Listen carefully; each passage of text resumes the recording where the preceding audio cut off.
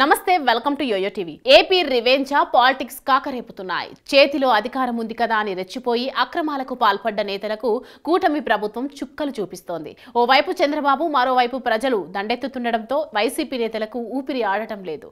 ముఖ్యంగా విశాఖ మాజీ MP MVV సత్యనారాయణను ప్రభుత్వం టార్గెట్ చేసింది. విశాఖలో ప్రముఖ రియల్టర్ గా 30 ఏళ్ల పాటు కష్టపడి నిర్మించుకున్న వ్యాపార సామ్రాజ్యం మనుగడే ప్రశ్నార్థకం చేస్తూ ఉచ్చు బిగిస్తోంది. రియల్టర్ గా ఉంటూ రాజకీయాల్లోకి వచ్చిన ఎంవివి 2019లో అనూహ్యంగా విశాఖ ఎంపీగా ఎన్నికయ్యారు.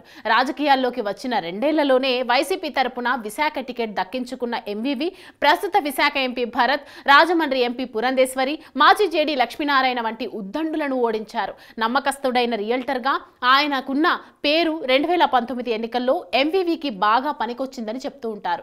అందుకే ఆ ఎన్నికల్లో నగరంలో 4 అసెంబ్లీ నియోజకవర్గాల్లో టీడీపీ గెలిచినా ఎంపీగా స్థానంలో ఎంవివి విజయం సాధించారు.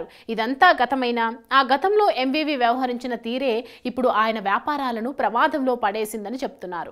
రాష్ట్రంలోనే ఖరీదైన నగరం, పైగా అప్పటి ప్రభుత్వం పరిపాలన రాజధానిగా చేయాలనుకున్న ప్రాంతం కావడంతో విశాఖలో రియల్ వ్యాపారాన్ని ఎంవివి తనకు అనుకూలంగా మలుచుకోవాలనుకున్నారు. చేతిలో అధికారం ఉండటంతో విలువైన ప్రభుత్వ భూములను, వివాదాల్లో ఉన్న ప్రైవేటు స్థలాలను దక్కించుకొని రియల్ వెంచర్లు, భారీ టౌన్షిప్లు నిర్మించాలని ప్లాన్ చేశారు. ఇలా ఒక్క విశాఖ నగరంలో దాదాపు 20 ప్రాజెక్టులను స్టార్ట్ చేశారు. అయితే తన ప్రాజెక్టులకు భూసేకరణకు సంబంధించి మాజీ ఎంపీపై పలు వివాదాలు, ఆరోపణలున్నాయి. గత 5 ఏళ్లు వైసీపీ ప్రభుత్వమే ఉండటంతో ఆయనను ఎవరూ టచ్ చేయలేకపోయారు. ఎంపీగా ఎంవివి చెప్పిందే శాసనం అన్నట్లు పోలీస్, రెవెన్యూ, మున్సిపల్ అధికారులు వ్యవహరించడంతో ఆయన ప్రాజెక్టులు చకచకా ముందుకు సాగిపోయాయి. ఇప్పుడు ప్రభుత్వం మారడంతో ఆ ప్రాజెక్టులన్నీ చిక్కుల్లో పడ్డాయి. నగరంలోని ఓ పోలీసు ఉన్నతాధికారి స్థలాన్ని కాజేశారనే ఆరోపణలు ఎదుర్కొన్న ఎంవివి కూర్మన్నపాలెంలో 11 ఎకరాల్లో చేపట్టిన భారీ హౌసింగ్ ప్రాజెక్టు పైన కొత్తగా వివాదం మొదలైంది.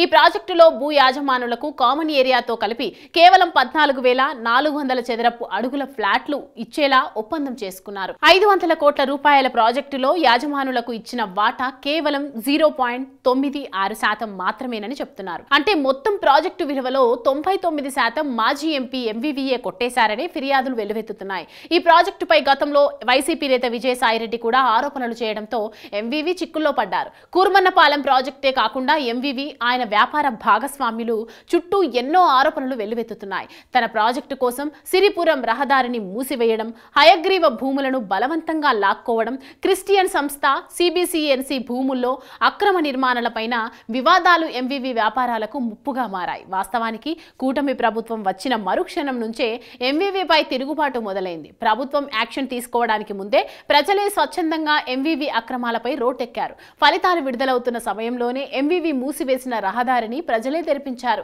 ఈ క్రమంలోనే సిరిపురం వద్ద ఎంవివి ప్రతిష్టాత్మకంగా చేపట్టిన ది పీక్ ప్రాజెక్టును నిలిపివేయాలని జీవీఎంసీ స్టాప్ ఆర్డర్ జారీ చేసింది. ఇక ఆ భూముల్లో మైనింగ్ కు సంబంధించి అక్రమంగా తవ్వకాలు, పేలుళ్లు చేపట్టారని మైనింగ్ శాఖ ఫిర్యాదు చేసింది. ఈ ఫిర్యాదులపై ఏ క్షణంలోనైనా చర్యలు తీసుకునే అవకాశం ఉందంటున్నారు. మొత్తానికి ప్రస్తుతం ఎంవివి ప్రతిష్టాత్మకంగా చేపట్టిన అన్ని ప్రాజెక్టుల భవిష్యత్ ప్రమాదంలో పడ్డాయంటున్నారు. చాలా వాటికి అనుమతులు లేకపోవడం, కొన్ని చోట్ల నిబంధనలు అతిక్రమించడంతో వేల కోట్ల విలువైన ప్రాజెక్టులు పూర్తి చేయడం కష్టమేనంటున్నారు.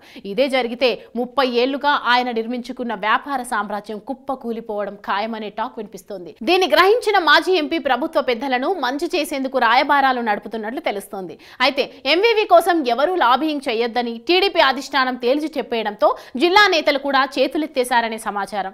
మొత్తానికి మాజీ ఎంపీ ఎంవివి కష్టాలు తప్పవని అర్థమవుతోంది. ఇప్పటికే వైసీపీ అధినేత సొంత నేతలతో పాటు రాష్ట్రానికి కూడా దూరంగా ఉంటున్నారు. నాయకులపై కేసులు అయినా జగన్ పట్టించుకోరని కొంతమంది అంటున్నారు. చూడాలి మరి రానున్న రోజుల్లో సర్కార్ కొట్టే దెబ్బలను ఎంవివి ఎలా ఎదుర్కొంటారో లేదో.